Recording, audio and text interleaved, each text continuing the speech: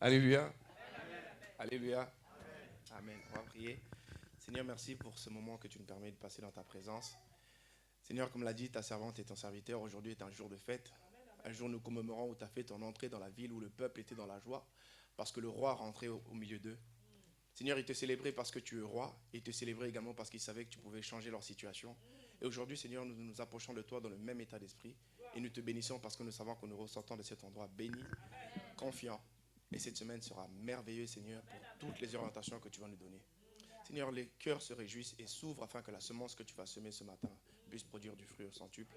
Dans le nom puissant de Jésus-Christ. Amen. Amen.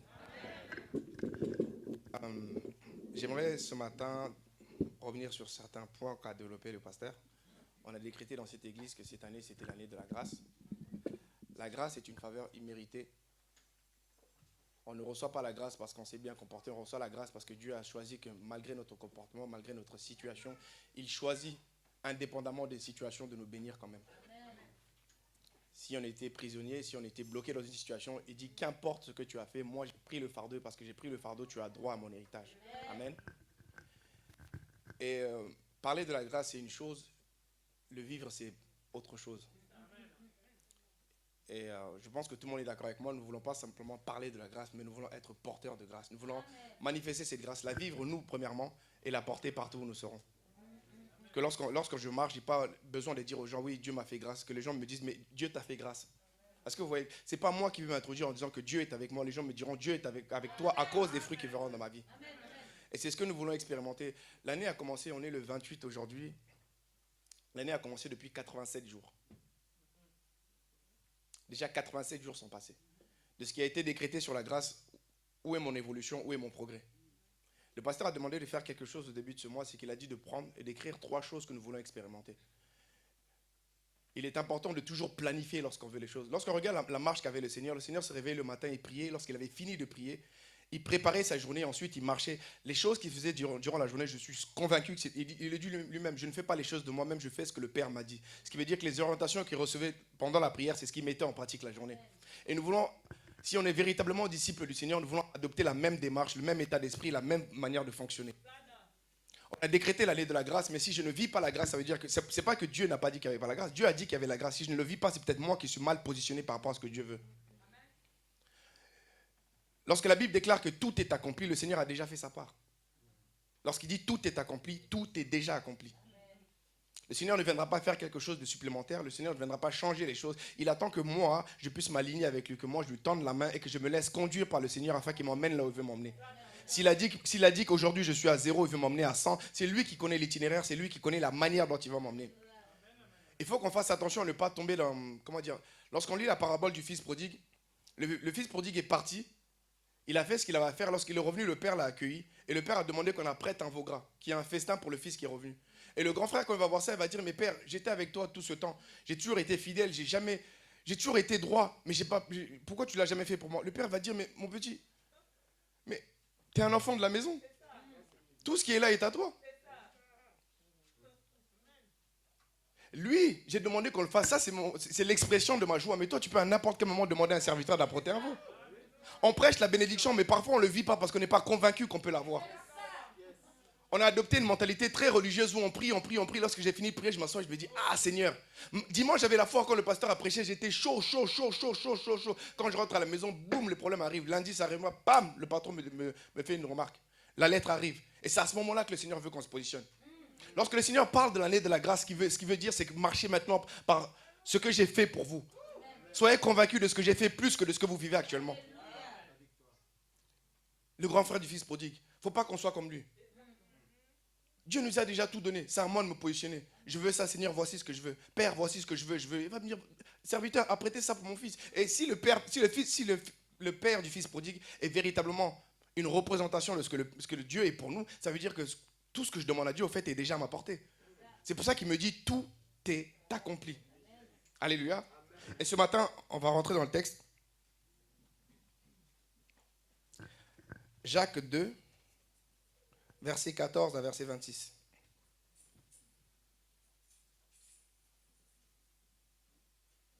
Le livre de Jacques est un livre très intéressant. J'ai passé un peu de temps à le méditer cette semaine, il est très très intéressant. La foi sans les œuvres est morte. Jacques 2, verset 14 à 26. Si je peux avoir le texte sur l'écran, s'il vous plaît.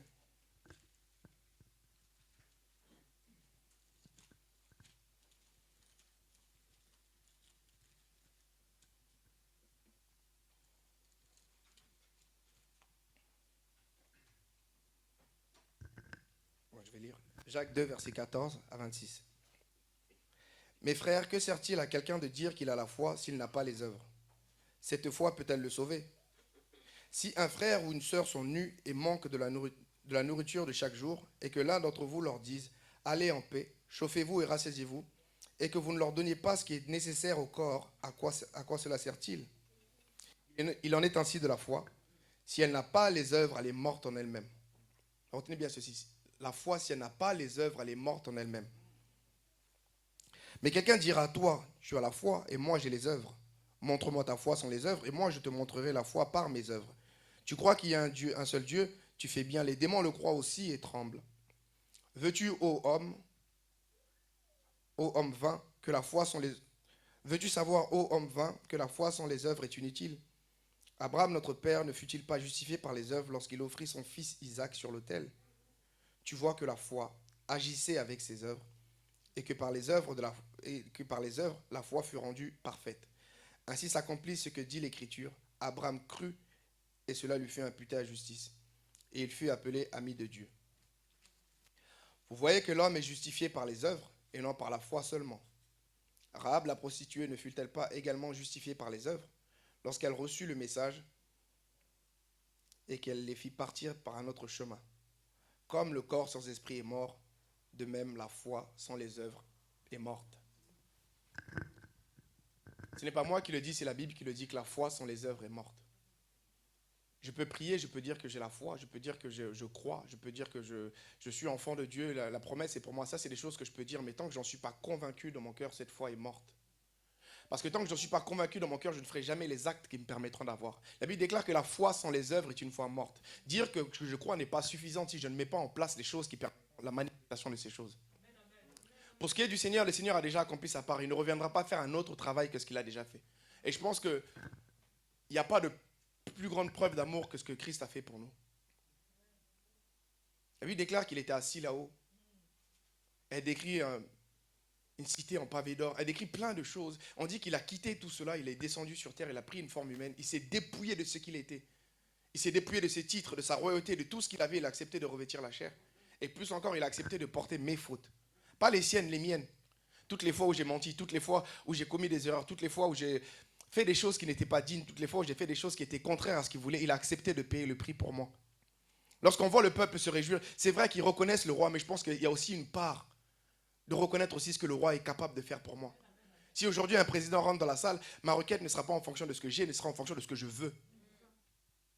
Lorsque je rencontrais un chef d'État, je ne vais pas lui dire, écoute, le projet que j'ai, bon, j'ai un projet là, bon, je regarde, si j'ai 1000 euros, je lui demande un projet à 1000 euros. Pourquoi je lui demande un projet à 1000 euros? Il a le budget de l'État. Si mon projet est à 100 000, je demande un projet à 100 000. Est-ce que tout le monde est d'accord avec moi? Si on est d'accord avec moi, pourquoi lorsqu'on fait les prières à Dieu, on demande des choses en fonction de notre poche? Le pasteur, il a dit, on va décréter les choses. Être béni à un âge où on ne peut plus profiter de la chose, c'est une bénédiction qui laisse un goût un peu... Imaginez le pasteur à 90 ans dans une Rolls-Royce.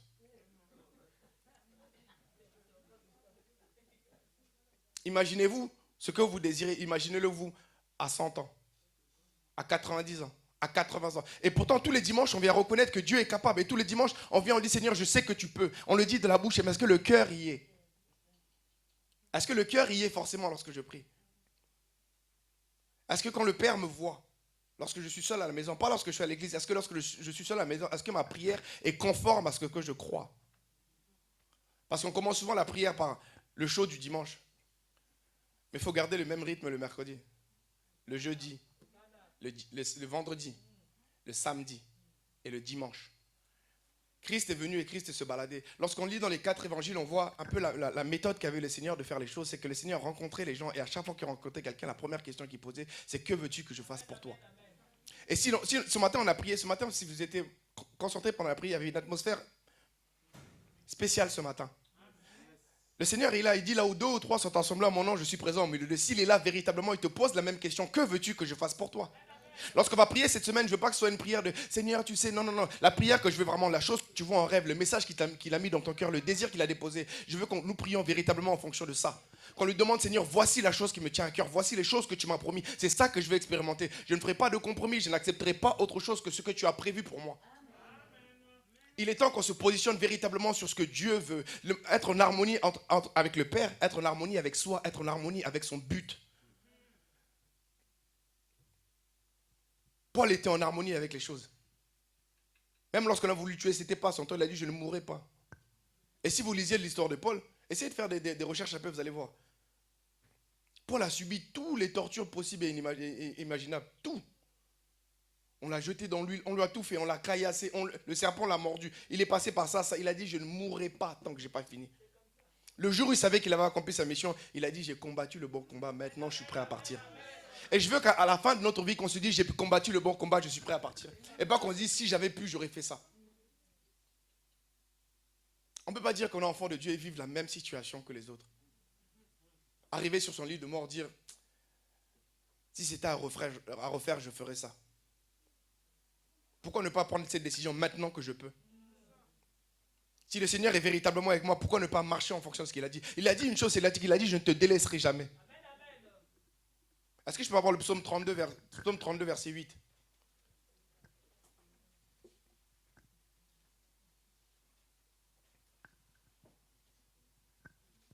Psaume 32, verset 8.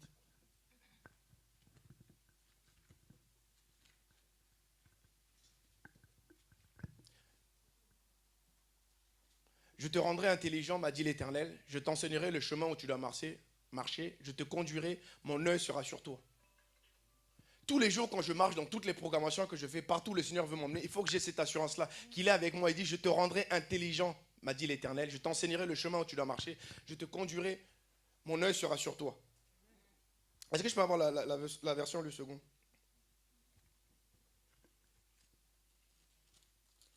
J'aime bien ma version. Je t'instruirai, te montrerai la voie que tu dois suivre. Je te conseillerai, j'aurai le regard sur toi. Et ça, c'est pas une fois, c'est pas de temps en temps, c'est en permanence. En permanence, là où je suis, le Seigneur est avec moi. En permanence, là où je suis, le Seigneur marche avec moi. Non seulement il marche avec moi, mais il me conseille.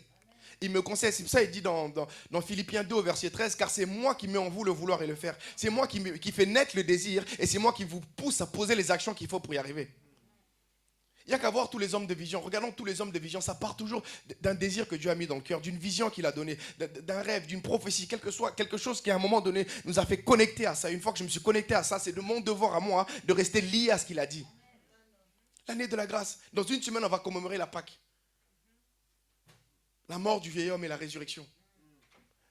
Dans cette mort du vieil homme, il faut qu'on dise au Seigneur aussi: mon vieil homme, celui qui pense toujours négatif aussi, doit mourir. Mon vieil homme, celui qui pense toujours aux histoires qui sont passées au pays, doit mourir. Mon vieil homme, celui qui pense tout le temps que les sorciers peuvent m'arrêter, doit mourir. Mon vieil homme, celui qui pense tout le temps que les circonstances, ma vie dépend des circonstances, doit mourir. Mon vieil homme, celui qui est limité par ce qu'il vit au quotidien, doit mourir. Cette semaine, on doit mettre ça dans le prière. Seigneur, c'est cette personne-là qui pense toujours que pourquoi? Et si jamais c'est pas ça? Et si jamais ça marche pas? Non. Le Seigneur a dit: je suis avec vous. Je suis avec vous. Imaginez le pasteur. Le pasteur donne souvent son témoignage lorsque le Seigneur lui parle de bâtir l'église. Ils sont 3. Lui, Maman Sylvania et Laurent. Mais le Seigneur va te demander de bâtir une église à 3 personnes, mais va te montrer 10 000 personnes. 10 000 personnes, mais tu vois que vous n'êtes que 3. 2 options: soit je m'assois avec les 3, j'attends que les 10 000 arrivent, ce qui n'arrivera jamais, soit je commence avec les 3, au fur et à mesure le nombre s'ajoute. Il n'y a pas 10 manières de faire, avec une seule manière de faire. Il dit: marchez par la foi et non par la vue. Marchez selon ce que j'ai dit que j'allais faire de vos vies. Si on croit que Dieu n'est pas un homme pour mentir, ni fils d'un homme pour se repentir, dès lors qu'il a dit une chose, il est responsable de ce qu'il a dit. C'est-à-dire que les circonstances coïncident ou pas, tu es responsable de ce que tu as dit. Tu es responsable. Je ne t'ai pas poussé à me dire que tu allais me bénir. Je ne t'ai pas poussé à me dire que tu m'aimais. Je ne t'ai pas poussé à me crier. Tu as dit que tu le fais à cause de l'amour que tu as pour moi. Ce qui veut dire que même mes mauvaises œuvres ne me disqualifient pas parce qu'il ne le fait pas à cause de moi. Il le fait à cause de l'amour qu'il a pour moi. Et le Seigneur veut qu'on ait cette reconnexion avec lui. Regardez le fils prodigue qui rentre. Regardez quelle situation honteuse. Tu es dans la vie d'un homme aussi riche, aussi béni. Tu dis, Père, donne-moi mon héritage. Pourquoi? Ça va les chauffer dehors, papa. Donne l'argent seulement. Il est parti, il avait fait tout ce qu'il avait à faire. Il est redescendu jusqu'au point où il mangeait la nourriture des cochons. Qui pourrait faire ça ici? Si on demande, tout le monde dirait non, mais pourquoi on se contente du minimum qu'on nous donne aujourd'hui? Est-ce qu'on n'est pas un peu similaire à cet enfant-là? Dont le père est roi, dont le père est riche, dont le père a de l'autorité, dont le père a le contrôle, mais on se contente. Est-ce qu'on ne fait pas la même chose aujourd'hui? Est-ce qu'on ne fait pas la même chose aujourd'hui? Si on doit être honnête, il faut qu'il y ait cette révolution-là de dire, Seigneur, c'est l'année de la grâce. Tu as décrété la grâce, je vais vivre la grâce. Ce qui fait que je ne demande pas en fonction de ce que je vais mériter, Seigneur, je demande en fonction de ce que tu as dit que tu allais faire dans ma vie. Je demande en fonction de ce que ta parole dit. Tu as dit que je suis la tête, Seigneur, désormais je suis la tête. Même si ma poche ne le montre pas encore, même si ma voiture ne le montre pas encore, même si là où j'habite ne le montre pas encore, même si mes vêtements ne le montrent pas encore, même si mon compte en banque ne le montre pas encore, ça doit déjà commencer par moi, d'accepter que je suis l'enfant du roi des rois, d'accepter que je suis créé à l'image de Dieu, d'accepter que celui qui vit en moi est véritablement plus fort que celui qui est dans le monde, d'accepter que Christ en moi c'est l'espérance de la gloire, d'accepter que celui qui dit, et les choses s'accomplissent, et avec moi. Ce qui veut dire que je ne vis pas en fonction de mes circonstances, je ne vis pas en fonction des événements, je ne vis pas en fonction du Covid, mais je vis en fonction de ce que je sais qu'il est capable de faire. Si Dieu est capable d'appeler à l'existence les choses qui n'existent pas, s'il est capable de changer l'eau en vin, s'il est capable de faire marcher un homme sur l'eau, s'il est capable de faire toutes ces choses-là, qu'est-ce qu'il ne peut pas faire dans ma vie? Quel est le Dieu que nous prions? Ce Dieu-là, on dit qu'il peut déplacer les montagnes, mais je ne crois pas qu'il peut changer ma situation.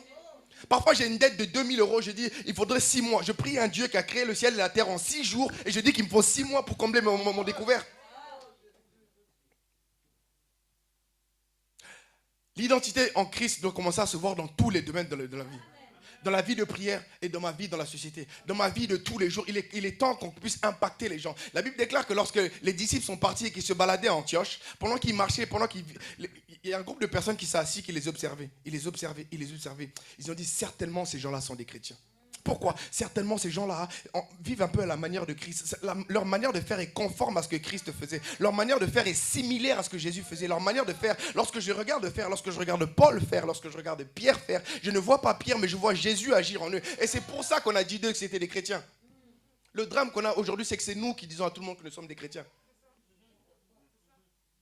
On est obligé de convaincre les gens qu'on est chrétiens. L'identité d'une personne se remarque, se voit, n'a pas besoin de convaincre. Les disciples ne sont jamais allés dire aux gens, nous sommes des chrétiens. Nous, on prie à telle église, on prie tel jour. Ah, moi, je suis chaud dans la prière. Le Seigneur a dit, vous les reconnaîtrez à leurs fruits.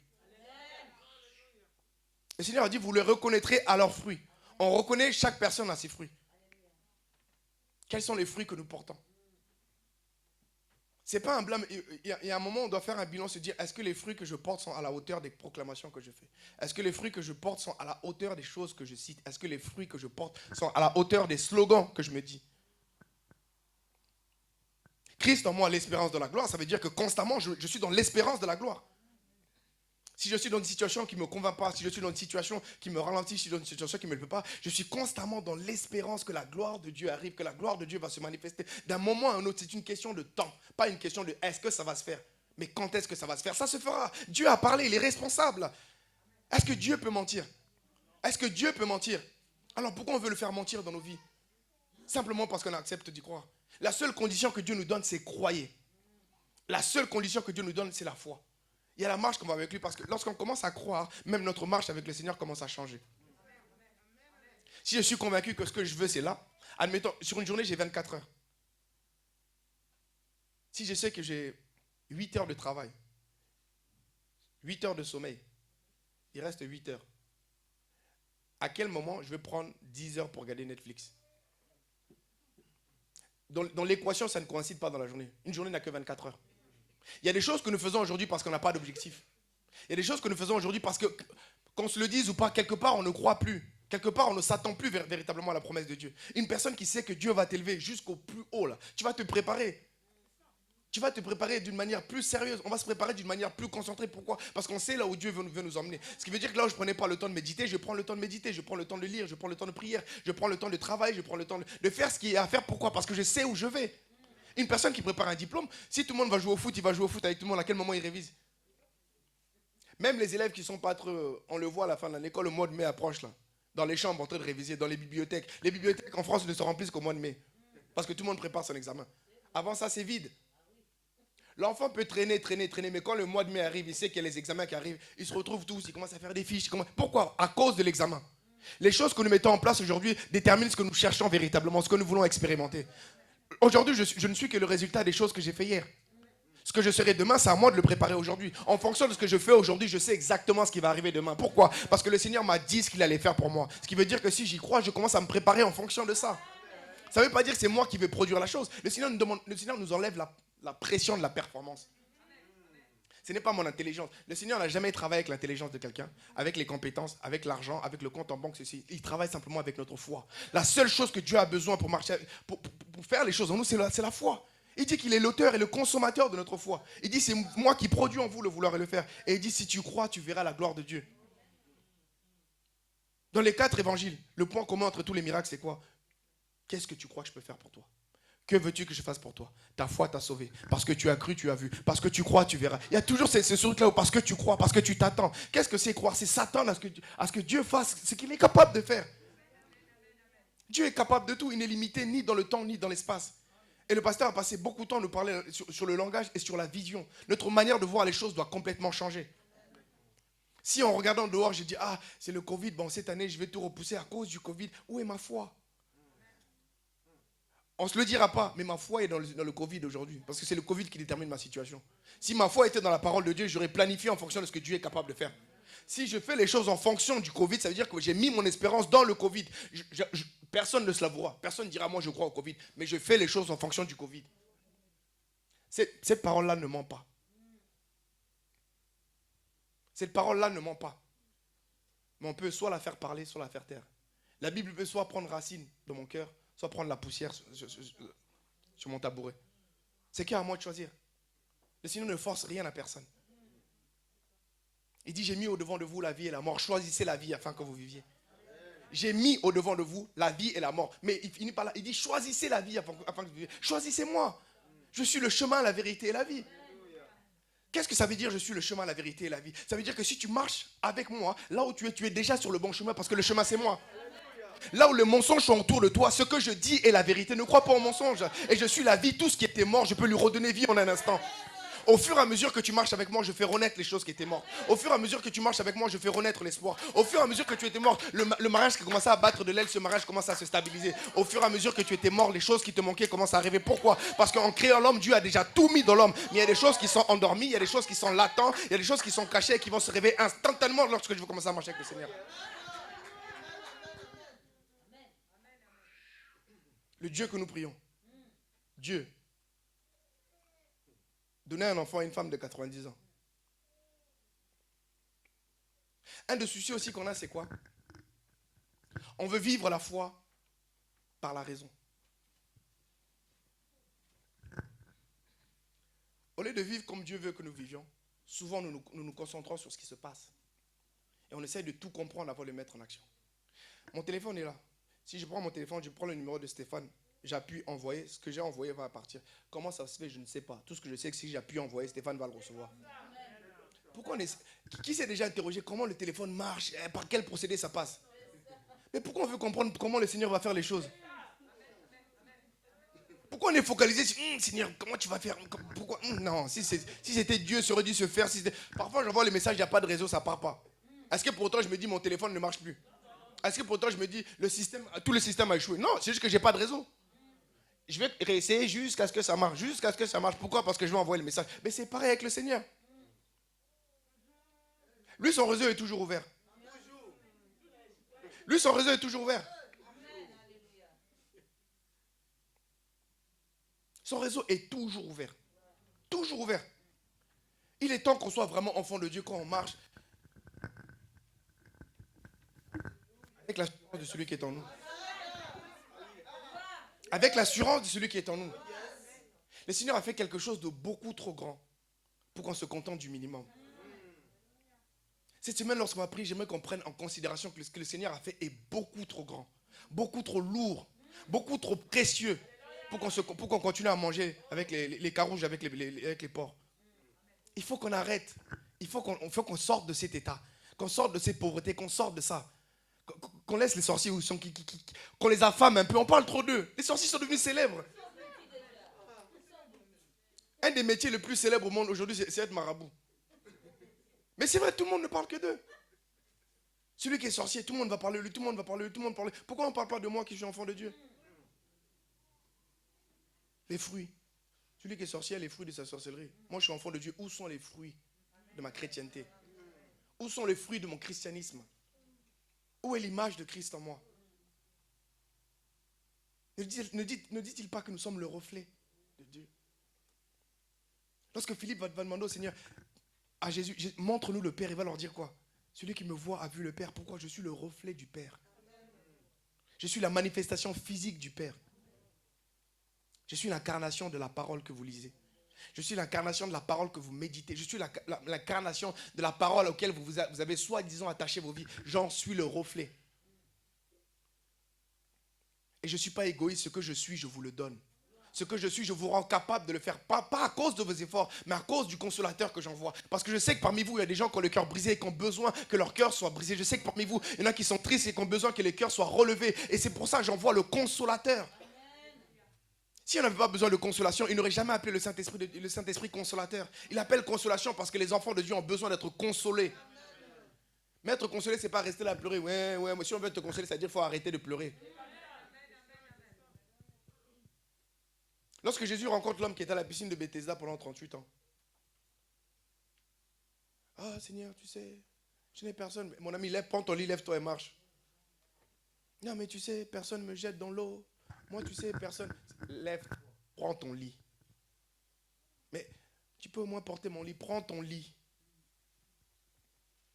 Tes problèmes là, prends-les à bras, comme dit le pasteur. Prends ton problème et marche. Prends ta situation en main. Le Seigneur ne va pas venir pleurer sur nous. Pourquoi? Parce qu'il sait ce qu'il a fait. Il sait ce qu'il a fait. Il y a 3 semaines, je priais, le Seigneur me dit, vous vous bornez à écouter sans jamais mettre en pratique. Vous écoutez beaucoup, on est ivre d'informations. On ingurgite tellement d'informations qu'on finit par en être ivre. Sauf que l'information ne change pas, c'est la conversion qui change. Si je prends un billet de 20 € ici, et que je le transforme en dollars, la valeur a changé. L'aspect a changé. La couleur a changé, tout a changé. Pourquoi? Parce qu'il y a une conversion. Il n'a plus la même valeur. Il n'a plus du tout la même valeur. 20 $, ce n'est pas 20 €. 20 €, ce n'est pas 20 $. C'est ce qu'on appelle la conversion. Pourquoi? Parce que la conversion est une transformation. On reçoit les informations, c'est bien, mais est-ce que l'information qui vient rentre véritablement dans mon cœur?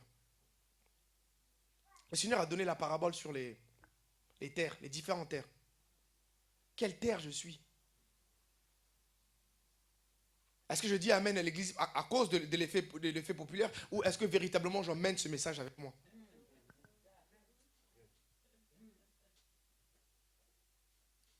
Demain, si on confisque les Bibles de tout le monde, est-ce que j'ai au moins 2 versets dans le cœur qui peuvent me conduire? Est-ce que j'ai au moins un verset qui peut conduire ma vie? Est-ce que j'ai des paroles qui sont ancrées au fond de moi? Je marche avec cette parole. Même lorsque les circonstances ne coïncident pas, je sais que Seigneur, c'est ça que tu as dit. Et je reste sur ça jusqu'à ce que je puisse l'expérimenter. Est-ce que j'ai ça qui est ancré en moi? Ou est-ce qu'à chaque fois j'ai besoin, il faut que je relise le verset pour qu'il rentre déjà dans la tête? S'il n'est même pas rentré dans la tête, à quel moment il va rentrer dans mon cœur? À quel moment je vais laisser la place à la parole de se manifester? À quel moment je vais laisser la place à la parole de germer? Parce qu'en réalité, lorsqu'on parle, lorsqu'il dit ce ne sera ni par la puissance, ni par la force, mais par mon esprit, l'esprit, qu'est-ce qui va venir? Il va allumer la parole qui était en moi. il va la rendre vivante. De même que Jésus était la parole vivante, cette parole qui est en moi prendra vie. Ce qui veut dire que ce ne sera pas le fruit de mes efforts qui amèneront les résultats, mais c'est le fruit de la parole. C'est cette parole qui est en moi. Une fois qu'elle a germé, ses fruits porteront les résultats.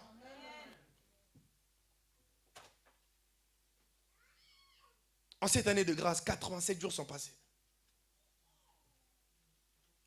89 jours même. 28, 28, 31, 89 jours. 89 jours sont déjà passés. Non, c'est 87.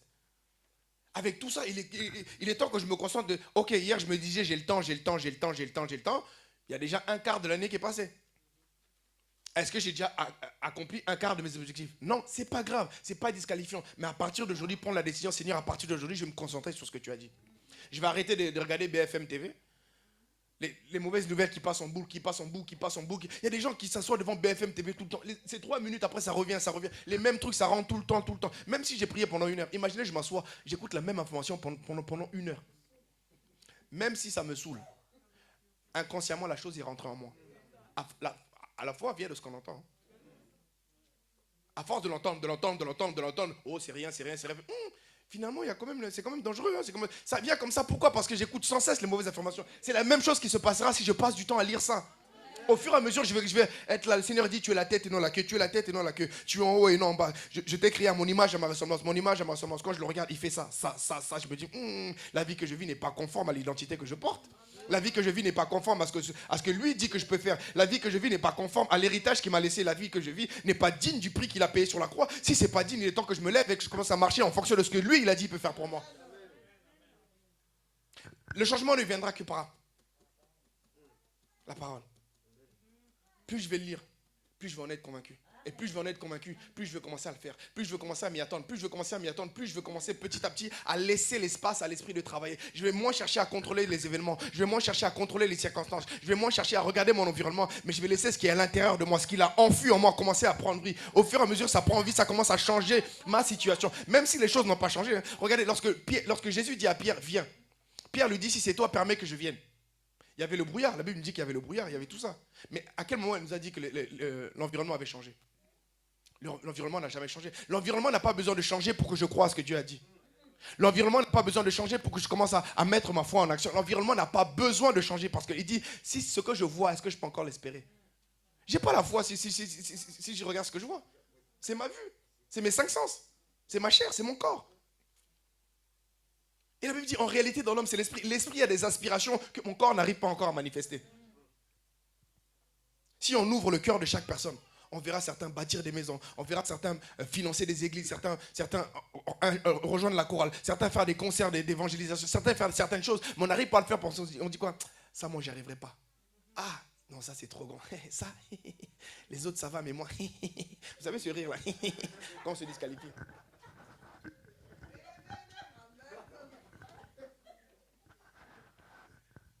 Il y a des gens qui savent qu'ils doivent prêcher l'évangile. Mais disent, ah, moi je ne parle pas bien français. Moi. Il y a des gens qui savent qu'ils doivent chanter pour le Seigneur. Il y a des gens qui savent ce qu'ils doivent faire pour le Seigneur. Je pense pas que tout le monde soit vraiment perdu concernant ce qu'il doit faire avec Dieu. Je pense que ça vient plutôt de est-ce qu'on est prêt à se mettre en action ou pas. La grâce de Dieu doit nous pousser à la... On peut reconnaître quelqu'un qui a la grâce en action. Parce que ça veut dire que les résultats seront favorables même si je ne le mérite pas. Même si je fais des erreurs le long du chemin, Dieu sait comment corriger. Même si je fais mal certaines choses, Dieu sait comment arranger. Même si je ne suis pas parfait, Dieu sait ce qu'il fait. Lorsque Dieu m'a choisi, il ne s'est pas trompé.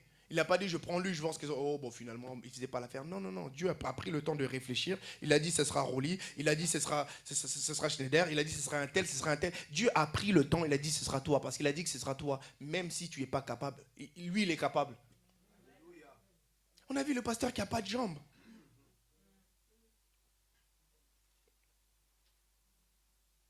Regardez dans la Bible. Ce que j'aime dans la parole de Dieu, c'est qu'on ne nous montre pas seulement... Lorsqu'on parle d'Abraham et compagnie, on ne nous montre pas seulement leurs bons côtés, on nous montre aussi leurs faiblesses.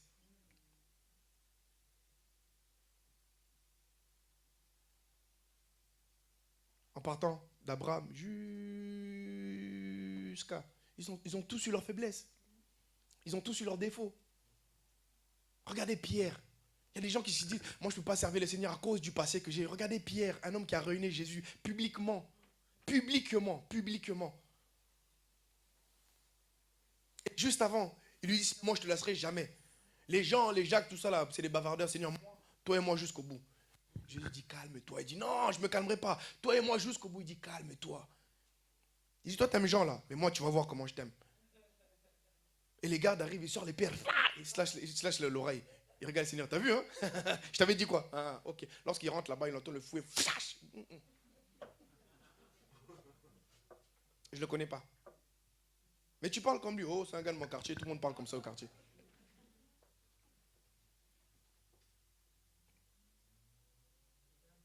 Le Dieu que nous prions, si on veut véritablement honorer et dire c'est véritablement mon année de la grâce, parce que c'est mon année de la grâce, je commence à faire des choses que je ne pouvais pas.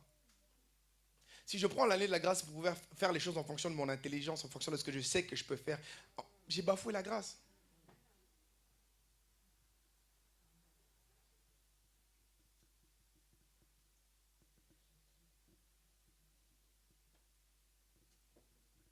Il faut que notre croyance soit à la hauteur de ce qu'il est.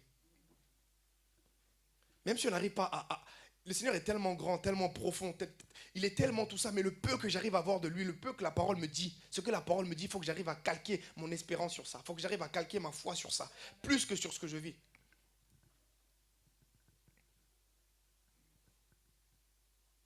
« 2 Corinthiens 10, 5.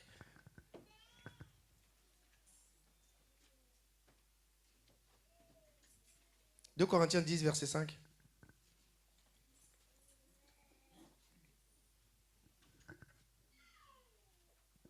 Est-ce que jusque-là, ça va, le message rentre? La Bible nous dit, nous renversons les raisonnements et tout obstacle qui s'élève avec orgueil contre la connaissance de Dieu et nous faisons toute pensée prisonnière pour qu'elles obéissent à Christ. Est-ce que tu peux mettre la version du second, s'il te plaît? Nous renversons les raisonnements et tout obstacle qui s'élève avec orgueil contre la connaissance de Dieu. Nous renversons les raisonnements. Les raisonnements sont en train de nous tuer. Les raisonnements sont en train de nous tuer. Pourquoi? Parce qu'ils font obstacle et ils s'élèvent avec orgueil contre la connaissance de Dieu. À chaque fois que je raisonne, à chaque fois que Dieu me dit, tu peux pas faire ça, à chaque fois qu'il me donne une vision, à chaque fois qu'il me donne une orientation, si je prends cette orientation et je la limite à mon raisonnement, me dire, oui, mais un tel avait fait ça, ça n'a pas marché. Moi-même, j'avais essayé il y a 6 mois, ça n'a pas marché. Si je prends mon raisonnement et je le mets, ça devient l'obstacle. La Bible ne dit pas qu'ici c'est le sorcier, elle ne dit pas que c'est le démon, elle dit que c'est mon raisonnement, c'est mes raisonnements qui deviennent l'obstacle à l'accomplissement de la parole de Dieu. Ce sont mes propres raisonnements. Mes propres raisonnements. C'est pour ça la Bible dit qu'il faut les renverser. Il faut les renverser. Pourquoi? Parce qu'ils font obstacle. Ils font obstacle et nous rendent nous captifs. Pourquoi? J'arrive plus à évoluer. Je me dis que Dieu va le faire, mais mon raisonnement me dit, oui, mais comment ça va se faire? T'as pas vu que chez les autres n'ont pas marché? Et finalement, je reste là. Je n'arrive pas à avancer.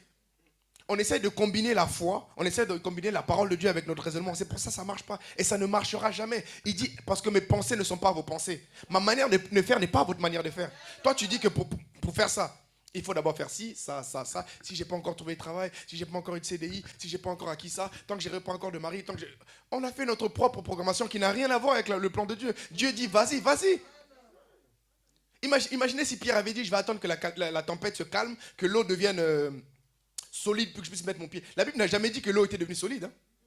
Lorsqu'il lui a dit, viens, l'aspect de l'eau n'a pas changé. La structure de l'eau n'a pas changé. La météo n'a pas changé. Qu'est-ce qui a changé? Pierre. Il s'est levé, il a mis un pied, bam, sur la parole du Seigneur. À chaque fois qu'il marchait, viens. Il ne marchait pas sur l'eau, il marchait sur ce que le Seigneur avait dit. L'eau n'avait pas changé, l'eau est incapable de supporter une charge. Mais Christ est capable de supporter toutes les charges. Christ ne regarde pas aux situations parce qu'il marchait sur la parole de Dieu. Il n'y avait rien qui se passait. Mais lorsqu'il a commencé, il s'est dit, hé, Pierre, tu es en train de marcher sur l'eau. Imagine, il y a un requin en bas. Imagine ça, Pierre, tu as déjà quitté le bateau. Là, qu'est-ce qu'il a fait? Le raisonnement l'a rattrapé. Brouf, il a commencé à couler. Et c'est ce qui arrive dans nos vies. À chaque fois que Dieu nous parle, le dimanche, on dit, je vais commencer. Le lundi arrive. Le lundi matin, tu as la mauvaise nouvelle. Parfois, le lundi, c'est chaud. Le lundi, je suis encore dans l'effervescence. Mais à un moment, quelque chose va venir qui va titiller ma raison. Et parce que la raison va se réveiller, je vais mettre ma foi de côté, je vais regarder à la situation. Et là, boum, je vais commencer à couler. Combien de projets meurent le mercredi? Combien de confessions du dimanche, ici, meurt le mercredi.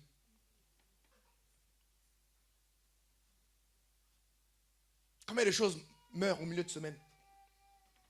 Parce qu'à un moment, mon raisonnement a pris le dessus sur la parole. Et la Bible dit dans Jacques 1, 22, mettez en pratique la parole et ne vous bornez pas à l'écouter en vous trompant vous-même par de faux raisonnements. Mettez en pratique la parole, ne vous bornez pas à l'écouter. Qu'on arrête de se borner à écouter la parole tout le temps. Qu'on arrête de se borner à l'écouter sans jamais la mettre en pratique.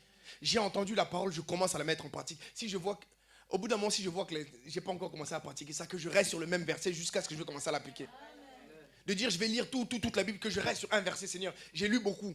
Maintenant, je vais commencer à vivre ce verset. Je vais rester dessus pendant un mois. Si je dois rester dessus tout le mois d'avril, je reste dessus.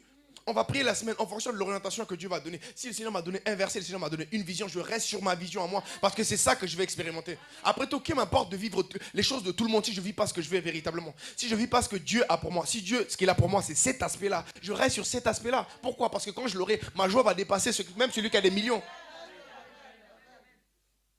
Une personne dont le mariage est la priorité, même si vous lui donnez l'argent, il va prendre l'argent. Mais le mariage reste sa priorité. Il n'aura jamais la même joie. Une nouvelle voiture ne lui apportera pas la joie qu'aurait pu lui apporter le mariage. Pourquoi? Parce que c'est ça qui fait battre son cœur. Le temps de Dieu est arrivé, le Seigneur lui a confirmé, mais il ne le vit pas. Tout le monde danse. Quand il finit de danser. Le Seigneur ne demandait pas aux gens, toi tu vas faire ça. Il dit aux gens, que veux-tu que je fasse pour toi? Qu'est-ce qui bouillonne dans ton cœur? C'est quoi qui bouillonne dans ton cœur? Je suis là, moi le Père, je suis là aujourd'hui. Qu'est-ce qui bouillonne dans ton cœur, mon fils? Seigneur, que je retrouve la vue. Tiens, ta vue. Seigneur, que je sois guéri. Tiens. Seigneur, ça fait 12 ans que je vais chez les médecins, je ne trouve pas de solution. Ce qui bouillonne véritablement dans mon cœur, Seigneur, c'est être guéri. J'en ai marre de cette perte de sang.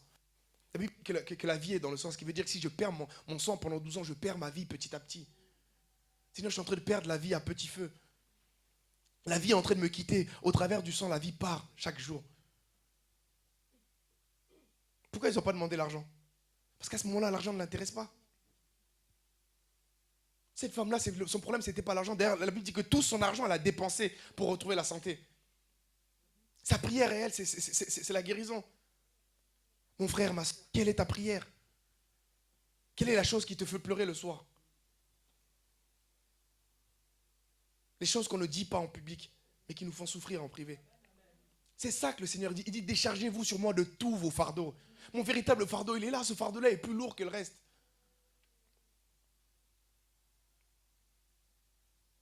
S'il y a un fardeau que le Seigneur veut nous laisser, il a la capacité de te donner le poids de supporter. Mais si c'est quelque chose qu'on ne supporte plus, il est temps qu'on vienne devant le Seigneur et dire, Seigneur, voici ce que je veux. Le pasteur a dit à chaque personne de mettre 3 vœux. Est-ce qu'on a mis nos vœux? Est-ce qu'on a prié en fonction de ça? Est-ce qu'on a eu des orientations? Est-ce qu'on a commencé à les vivre? Est-ce qu'on les a accomplis? Est-ce qu'on les a vus? Sinon, ça sert à quoi de démarrer un nouveau mois, de dire je vais mettre d'autres objectifs? Tu n'as pas eu les anciens. Après, lorsque je prends l'habitude de planifier des choses qui n'arrivent pas, ça devient une simple routine. Au fond de moi, je ne m'attends pas encore à la chose. Si je l'ai mis en mars, que je ne l'ai pas eu en mars, avril, mon ami, toi et moi, on repart.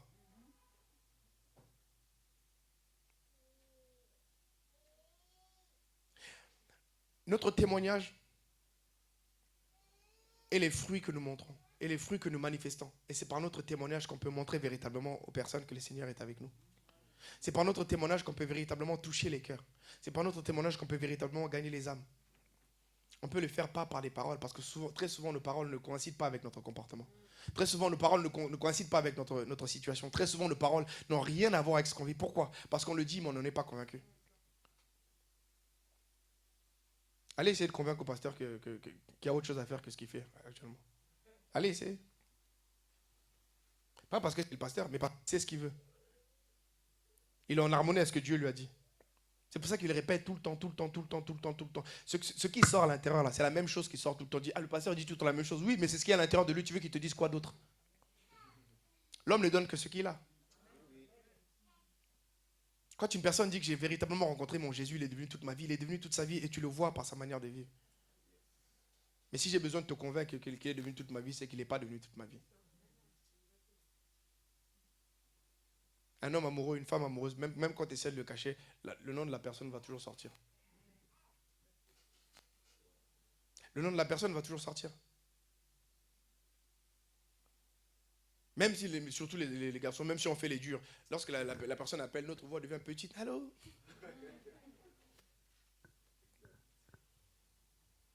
Pourquoi? Parce que c'est ce qui est véritablement au plus profond de mon cœur. Et le Seigneur veut aussi prendre cette place dans le cœur. Si ça rentre dans mon cœur, ce qui est à l'intérieur va sortir. Il faut que ça rentre en profondeur pour faire germer ce qui est à l'intérieur de moi.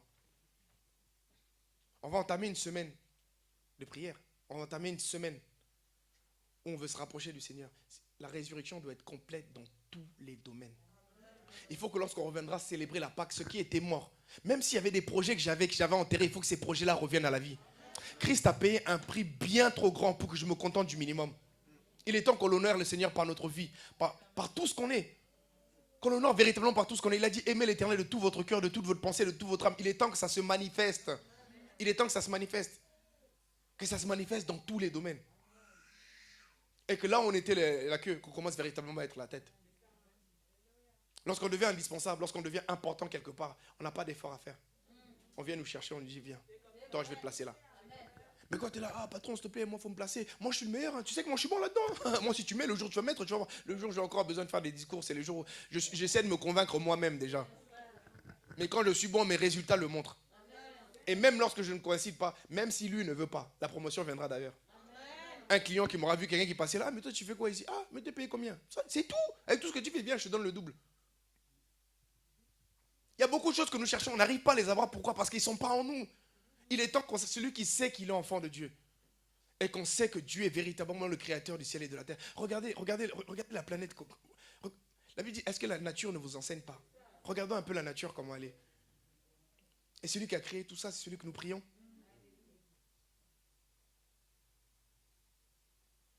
Lorsqu'on regarde la nature, il y a une beauté, mais c'est ce Dieu-là que nous prions. C'est ce Dieu-là que nous adorons. Mais il dit, je frappe, laissez-moi rentrer. Laissez-moi juste rentrer, vous verrez si je n'ouvre pas pour vous les écluses des cieux. Laissez-moi juste rentrer, vous verrez si je ne change pas votre situation. Laissez cette chose germer. Laissez-moi la parole prendre forme en vous, prendre racine en vous. Et vous verrez si je ne change pas pour vous les choses. Il a dit, je change les déserts en Éden. Les terres desséchées en jardin. Quelle situation est impossible à Dieu? Il a fait renaître des eaux desséchées. Des eaux desséchées. Quelle situation je porte que je pense que Dieu ne peut plus intervenir dedans?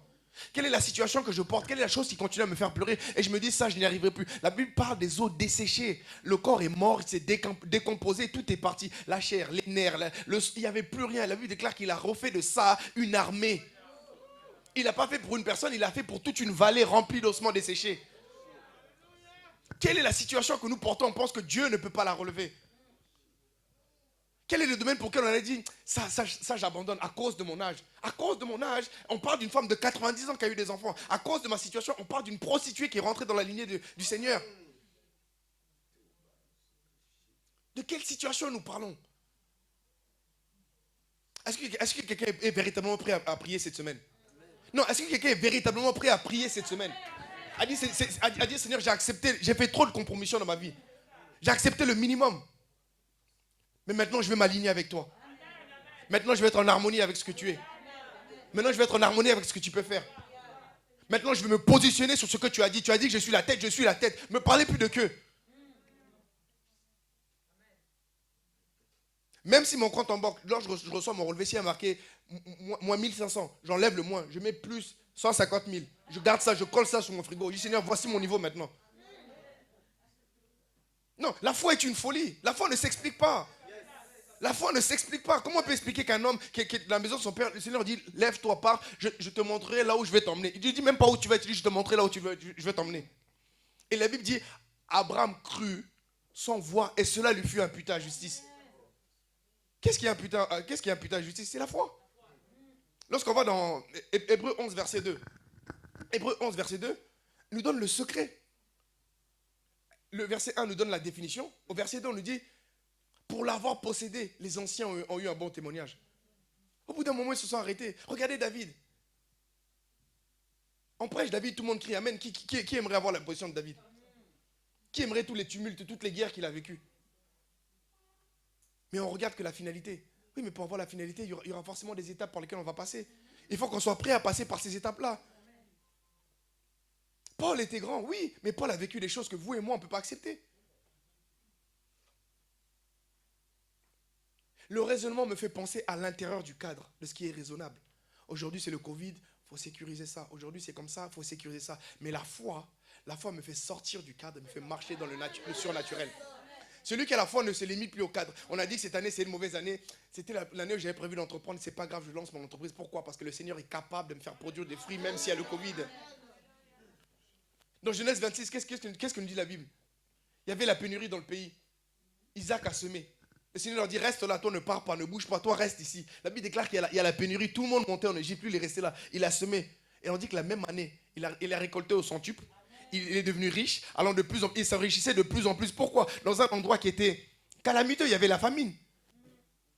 Mais il s'enrichissait de plus en plus. Il s'enrichissait de plus en plus. Pourquoi? Parce qu'il ne regardait plus aux circonstances ni aux événements. Il s'était assis sur ce que Dieu avait dit. Comme il s'est positionné sur ce que Dieu avait dit. Faire l'agriculture dans une terre desséchée, ça doit être très difficile. Je ne connais pas l'agriculture, mais ça a l'air déjà assez pénible en soi. Maintenant, imaginez lorsqu'il y a la famine, qu'il n'y a pas de pluie, qu'il n'y a pas de ceci, c'est-à-dire tu dois labourer un peu plus, tu dois faire les choses plus. Parfois c'est plus dur, parfois c'est plus délicat. Le soleil tape, tu fais tout ça. Mais regardez ce qu'il récolte, notre ami Isaac. Est-ce que la récolte ne valait pas le travail? Est-ce que ce que tu as vu en songe ne vaut pas que tu commences à sortir de ta zone de confort? Accepter de te mettre à nu. Parce que la foi à la maison, la Bible dit, c'est une foi morte. Et souvent, on prie beaucoup par manque de foi. J'ai prié, j'ai fini, le Seigneur dit, c'est bon. Rien n'a changé, je repars prier, le Seigneur dit, c'est bon, je repars prier. Et à chaque fois que je prie, le Seigneur me dit, c'est bon. Après, Seigneur, mais pourquoi je ne le vois pas? Pourtant, tu as dit que c'était bon. Oui, j'ai dit, c'est bon, mais maintenant, sors, on va travailler. Il m'a confirmé une fois, 2 fois, 3 fois, 4 fois. Il va continuer à me dire, c'est bon, jusqu'à quand? Le problème qu'on a, c'est qu'on dit que lorsque j'ai prié, je veux d'abord que la chose arrive, et quand ça va arriver, je dis, Seigneur, merci parce que tu m'as exaucé. Il m'a exaucé le premier jour, maintenant je dois sortir, aller travailler. Il a ouvert les portes.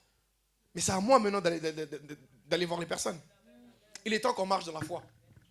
Si je suis enfant de Dieu, il est temps que je fasse les choses. J'avais pris la décision que cette année, j'allais rejoindre la chorale, je rejoins la chorale, même si je ne sais pas chanter. Le coach est là pour ça. Ah, mais moi, quand je chante, je fais des organes. Qui était parfait dès la première fois? Il y a plein de témoignages qui sont donnés en permanence pour montrer aux gens que le Seigneur ne cherche pas la perfection, il cherche juste des gens qui croient, des gens qui veulent, des gens volontaires. C'est tout ce que le Seigneur attend. C'est tout ce que le Seigneur attend. J'avais pris la décision de rejoindre la chorale. Si j'avais pris cette décision, il est temps que je me tienne à cette décision. J'avais pris la décision que cette année, j'allais m'impliquer un peu plus dans le service. Il est temps que je fasse. Quelle que soit la décision que j'ai prise, que je vive uniquement en fonction de ça. Alléluia. Jusque-là, ça va?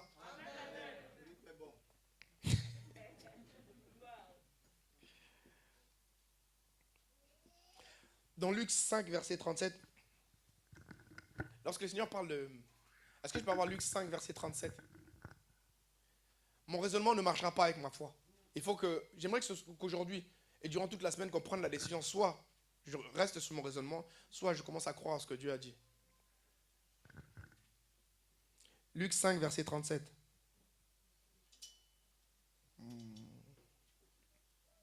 Oui. Et personne ne met du vin nouveau dans des vieilles outres, sinon le vin nouveau fait éclater les outres et il coule et les outres sont perdues. Je ne peux pas garder mon ancien raisonnement et demander à ce qu'un vin nouveau arrive.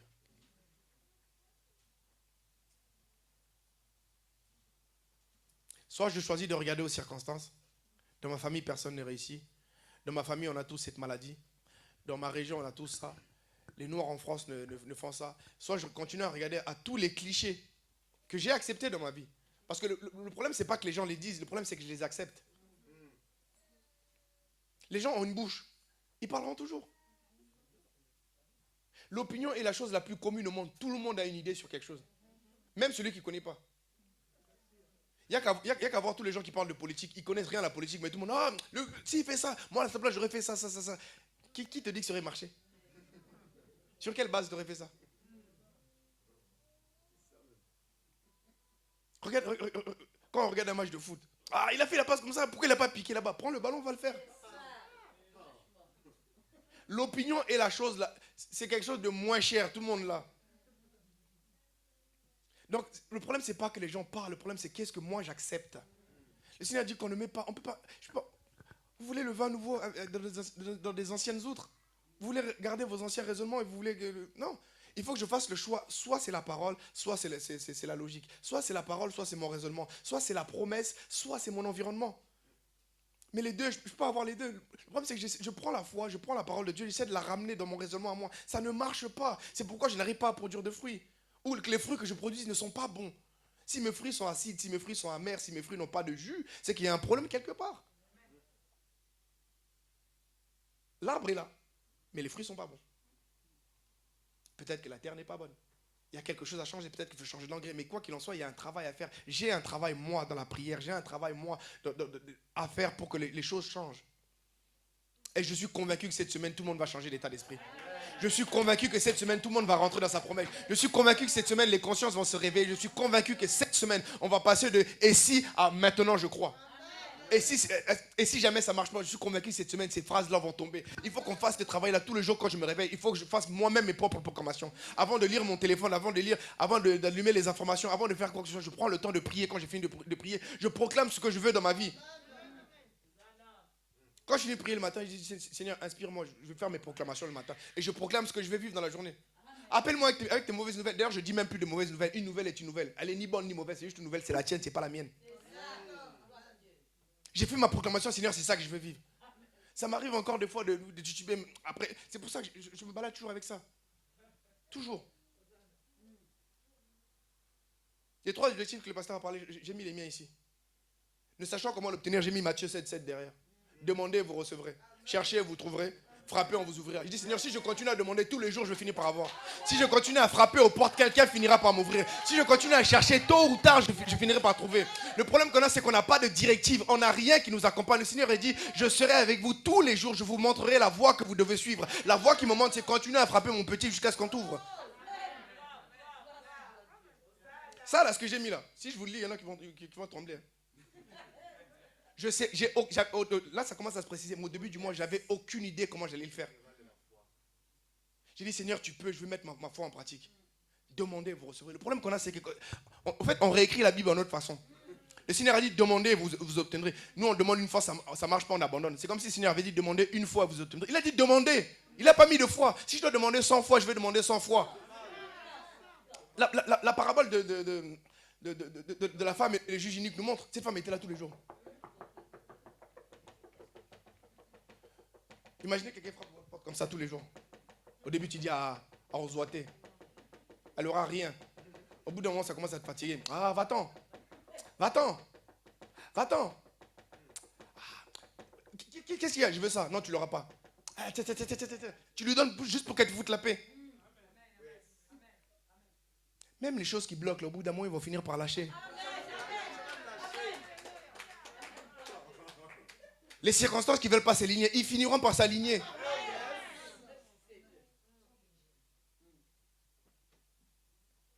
J'ai commencé à préparer. Au début, je mettais trop d'eau. Je mettais trop. Petit à petit, jusqu'au jour où ce que je prépare, ça devient bon. On dit, hey, c'est toi qui as fait ça? Oui, pourquoi? Parce que à force de travailler, je trouve la bonne manière de faire. À force de demander, je trouve le bon moyen. Je tombe sur la bonne personne à qui je vais demander. À force de chercher, je vais finir par tomber sur la bonne personne. À force de frapper, je vais finir par frapper à la bonne porte. Le problème qu'on a, c'est qu'on ne frappe pas assez. Il est temps qu'on continue à frapper tout le mois d'avril. Je frapperai autant de fois nécessaire jusqu'à ce que je vois ça s'accomplir dans ma vie. Seigneur, tu m'as dit qu'il me sera fait seulement ma foi. Ma foi en moi, ok. Tu es sûr? Oui, ok, je marque. Si je regarde dans ma poche, ce n'est pas ma foi en moi, c'est la foi de ma poche. Ceux qui veulent acheter des maisons, commencez à regarder les maisons qui vous plaisent en fonction de ce que Dieu est capable de faire.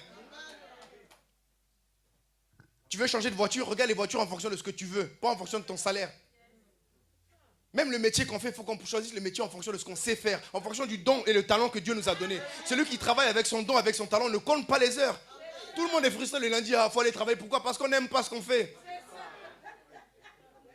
Celui qui aime ce qu'il fait ne regarde pas les jours. Il travaille, même le samedi, le dimanche qu'il a travaillé, il le fait. Pourquoi? Ce n'est pas un travail, c'est ma vie, c'est ma passion. Et la compromission doit s'arrêter. Si j'aime pas mon travail, je dis à personne de démissionner. Mais que je commence à me requalifier petit à petit. Il n'y a pas d'âge pour apprendre, il n'y a pas d'âge pour une reconversion professionnelle. Le pasteur l'a fait. Plein de gens le font. Si j'ai besoin de combiner les deux, même si ça prend 1 an, je vais combiner et le travail actuel et ma formation jusqu'à ce que je puisse basculer de l'autre côté. Mais même si ça prend 1 an, 2 ans, 3 ans, lorsque je bascule de l'autre côté, c'est plus un travail. Je vis à l'aise, je fais ce qui me plaît le plus au cœur, au monde. J'ai la joie, j'ai la paix dans mon cœur. Je ne compte plus mes heures, je suis épanoui. Et je travaille en chantant vraiment Alléluia, Hosanna. C'est un vrai Alléluia, Hosanna. Pourquoi? Parce que lorsque je fais, je suis en harmonie.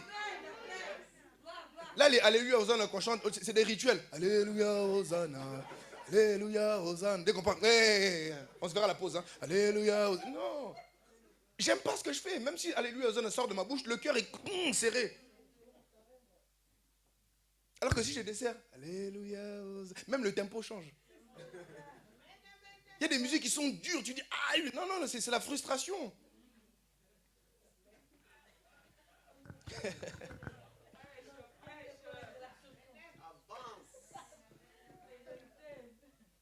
Et lorsqu'on va prendre les décisions, le diable amènera des doutes.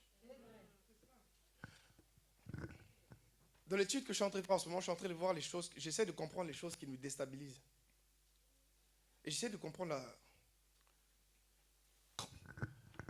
comment on fait pour à chaque fois tomber dans les mêmes erreurs. Et si on me ramenait dans Genèse 1, Genèse 3, verset 1. Le diable n'a jamais dit à Ève que Dieu n'a pas dit de faire ça. Il a juste mis le doute. Est-ce que Dieu a vraiment dit ça? Vous savez cette voix qui vous parle lorsque vous commencez les choses. Est-ce que ça va vraiment marcher? Est-ce que ça c'est bien pour moi? Est-ce que je trouverai l'argent pour compléter le projet? Est-ce que c'est le bon partenaire? Et si jamais c'était pas ça? Il te dit pas c'est pas ça.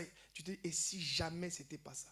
Tu émets un doute. Et le problème c'est que dès que tu as émis le doute, ça remet en question la chose, mais ça remet en question aussi la capacité que Dieu a de changer les choses.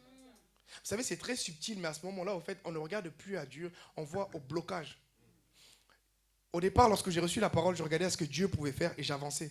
Au bout d'un moment, lorsque le doute arrive, je détourne mon regard de Dieu, je commence à me dire, et si jamais ça ne marche pas? J'ai oublié que Dieu est avec moi, ça va forcément marcher. Et ce doute-là est suffisant pour me tétaniser. Ce doute-là est suffisant pour me ralentir. Ce doute-là est suffisant pour m'arrêter. Parce que la Bible dit, voici les signes qui accompagneront ceux qui auront cru. Pour que les signes m'accompagnent, il faut que je marche. Et tant que je ne marche plus, il n'y a plus de signes. Beaucoup d'entre nous, on ne voit plus de signes. Pourquoi? Parce qu'on n'avance plus. La Bible n'a pas dit les signes restent avec ceux qui vont. Elle a dit, elle accompagne ceux qui avancent. Il y a des portes qui vont s'ouvrir aussi longtemps que je serai en chemin, aussi longtemps que je serai en train d'avancer. Et si au bout d'un moment je m'arrête, les choses aussi s'arrêtent. Alléluia. Amen. Est-ce que quelqu'un est prêt à se lever? Est-ce que quelqu'un est prêt à faire les choses autrement? À faire taire cette voix? À lui dire, voix, tu as trop parlé, tu as trop parlé, tu as trop parlé, tu as trop parlé, tu as trop parlé, tu as trop parlé. Cette même voix est venue voir Jésus. Si tu es réellement fils de Dieu, si tu es mais t'as pas entendu le Père qui venait de dire, celui-ci est mon fils bien-aimé? Il y a des gens comme ça, des petits serpents dans nos vies qui se baladent. Et parfois, le petit serpent, c'est mes propres pensées. Ah, et si jamais ça ne marche pas? Et si jamais je rejoins la chorale le jour où je vais chanter, c'est ce jour-là, je fais hors gamme, je plombe là. Il y a des gens de leur imagination, ils vont loin. Il va faire le scénario jusqu'à l'église fermée à cause de sa voix qui a mal chanté.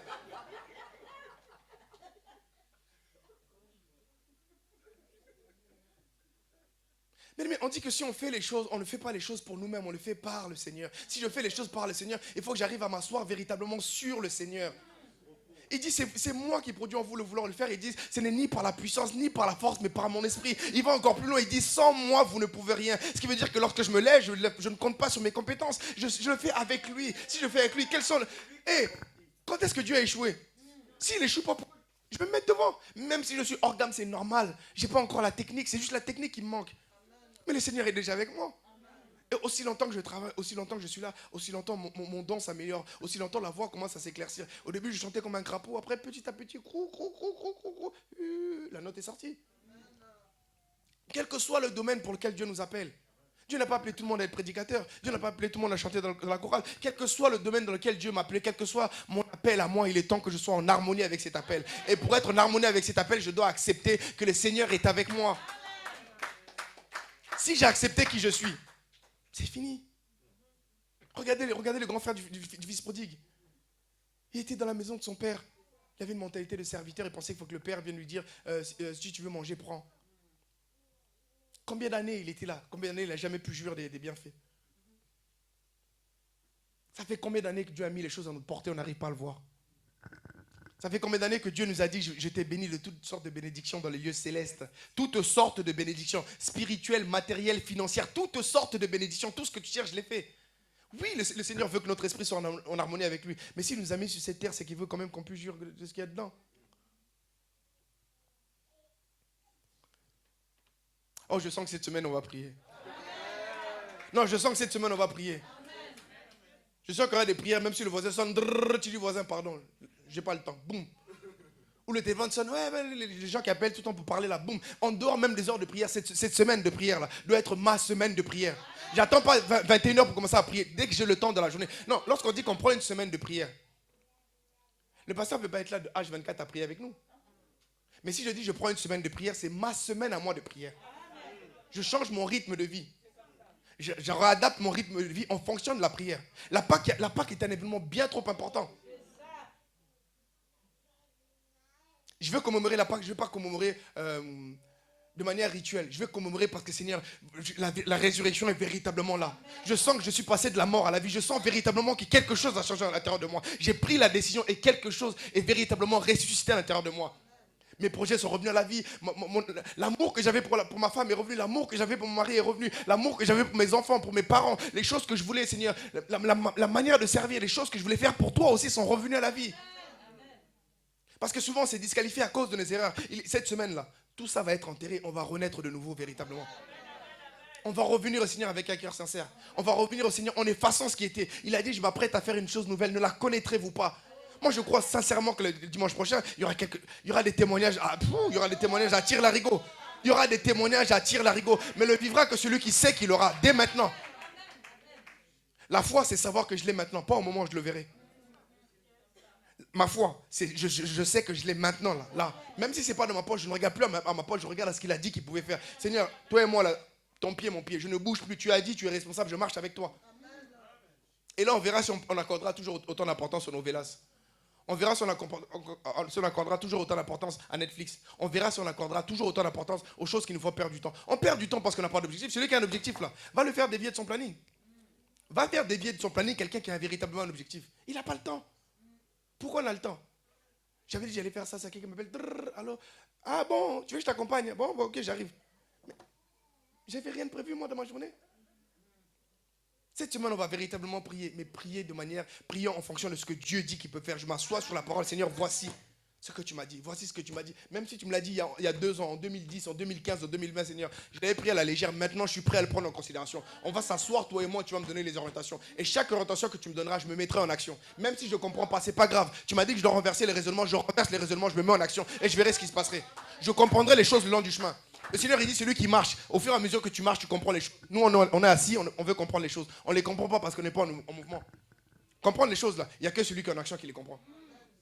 Parce que tu sais que, là, j'aurais dû faire comme ça, là, j'aurais dû faire comme ça. Mais quand tu es assis, tu fais tes propres films, rien n'est vrai. Rien n'est vrai. Rien. Le jour où tu rentres sur le terrain, c'est là que tu comprends. Tous les amateurs de foot, là, oh, Cristiano, il est nul en ce moment. Va. Quand tu donnes un ballon, même pas en Champions League, quand tu donnes un ballon, c'est un foot de quartier. Quand tu fais aller-retour, tu n'arrives plus à respirer, tu comprends que non, il n'a qu'à bouffer son argent. Alléluia. Rachid, est-ce que tu peux mettre le texte, s'il te plaît? Je vais vous lire un petit texte que j'ai vu il y a 6 mois. Je l'avais trouvé très intéressant. On va comprendre que les situations n'ont pas besoin de changer. Et moi, j'ai besoin de changer. Moi, j'ai besoin de changer. Regardez ce que dit ce texte. On va pas le début, c'est pas grave. Je suis un gros nul. Personne n'osera penser que je suis capable d'accomplir de grandes choses. Je sais que je raterai tout ce que j'entreprendrai. Je ne crois plus que je peux réussir. Je suis persuadé que je ne veux rien. J'ai arrêté de me dire que j'ai confiance en moi. Je suis convaincu d'une chose. Je suis quelqu'un d'inutile. Et ce serait idiot de penser que je suis une belle créature. Laisse le texte. Est-ce que vous voyez comment c'est défaitiste? Il y a des choses qu'on ne dit pas, mais si on est honnête, il y a certains passages là, on se dit ça aussi. Ça, moi, j'y arriverai pas. Je vous ai dit tout à l'heure que les circonstances n'ont pas besoin de changer. Moi, j'ai besoin de changer. Regardez le même texte. Je l'ai lu d'en haut vers le bas. Je me suis rabaissé. Maintenant, je vais le lire d'en bas vers le haut. Je vais me doper moi-même. Je suis une belle créature et ce serait idiot de penser que je suis quelqu'un d'inutile. Je suis convaincu d'une chose, j'ai confiance en moi.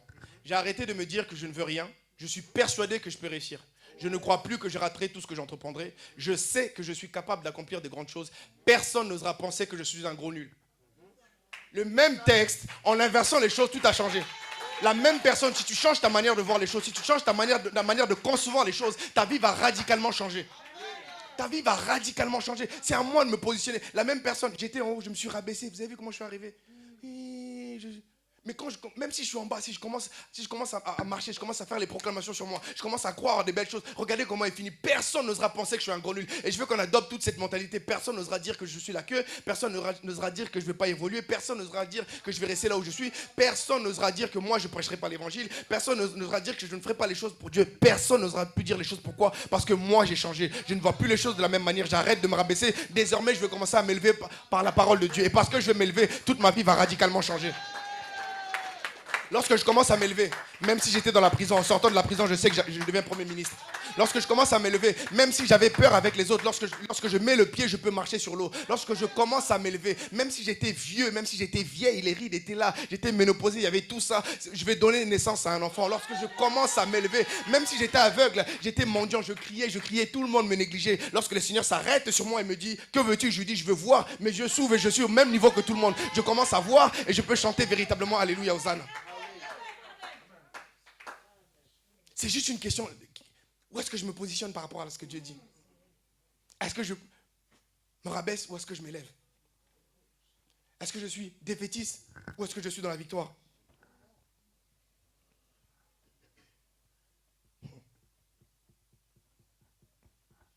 C'est à nous de répondre au Seigneur. Lorsque le diable a tenté Jésus, Jésus lui a dit quoi? Il a dit, est-ce que tu es véritablement enfant de Dieu? Il a commencé à le citer. Toutes les paroles que le diable lui balançait, il répondait en fonction de ce qu'il sait que Dieu peut faire. Hey, mon ami, tu n'as pas besoin de me blaguer parce que tu connais plus de versets que moi. Je sais ce que Dieu est capable de faire avec moi. Tu n'as pas besoin de me blaguer parce que tu es venu à l'église avant moi. Je sais ce que Dieu est capable de faire avec moi. Tu n'as pas besoin de me blaguer parce que tu as diplôme que je n'ai pas, je sais ce que Dieu est capable de faire avec moi. Tu n'as pas besoin de me blaguer parce que je n'ai pas la nationalité française. Je sais que Dieu est capable de m'élever. Tu n'as pas besoin de me blaguer parce que tu conduis une plus grosse voiture. Je sais ce que Dieu est capable de faire avec moi. Tu n'as pas besoin de me rabaisser parce que tu gagnes plus d'argent, parce que ton salaire est plus élevé. Je sais en qui j'ai cru. Celui en qui j'ai cru est capable de me donner. La somme que tu as te convient peut-être, mais c'est peut-être pas celle qui me convient. Et aussi une chose, il faut qu'on accepte d'être nous-mêmes. Je suis face à quelqu'un qui gagne 50 000 euros et veut m'impressionner. Est-ce que moi j'ai envie de gagner 50 000 euros? Il gagne 50 000 euros, il travaille 15 heures par jour. Il n'a pas de vie derrière. Est-ce que moi je veux cette vie-là? Non. Moi, si j'avais mes 5 000 et ma liberté, le temps à passer avec ma famille, mon temps de prière, mes temps de tuer, je serais heureux. Dans ce cas-là, pourquoi je me laissais impressionner parce que tu as plus d'argent? Mon ami, garde ton argent. Si ça t'apporte le bonheur, garde-le. Je sais en qui j'ai cru. Ce que j'ai me suffit. Ce qui m'apporte, moi, me convient. Et parce que ça me convient, je continue avec ce rythme-là. Il y a des gens qui seraient heureux. Il y a des gens qui seraient heureux s'ils passaient leur temps à peindre. Qui sont passionnés de peinture. Peins. Il y a des gens qui seraient heureux s'ils abandonnaient leur travail et se consacraient à l'évangile. Vas-y.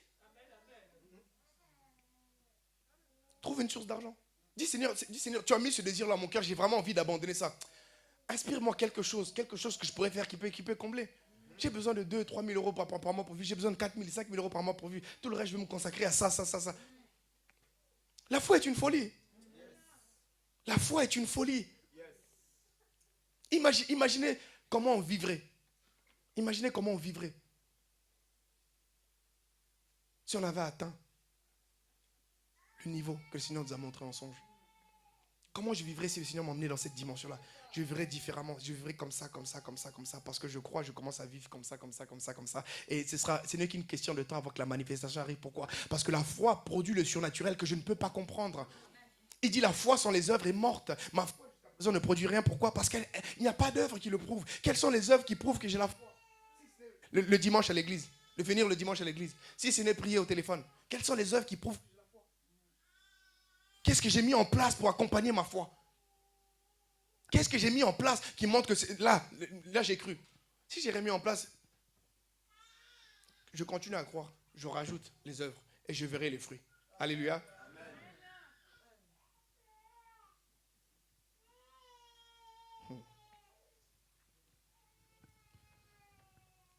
J'aimerais ce matin qu'on prenne le temps de s'analyser et qu'on sorte de nos propres raisonnements.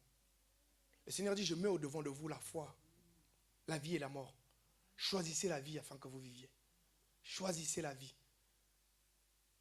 Nous voulons choisir la vie et marcher avec le Seigneur. Nous voulons dire, Seigneur, j'ai fait le choix de tout abandonner pour toi. J'ai fait le choix, Seigneur, de me tourner de certaines choses pour te suivre. Et je sais que j'ai fait le bon choix en te suivant. Je ne veux plus regarder en arrière, je veux avancer avec toi. Et jusqu'à présent, tu m'as dit que tu avais ça à ma disposition. Mais je l'ai mis de côté, Seigneur, je me suis conformé à ce que je vivais.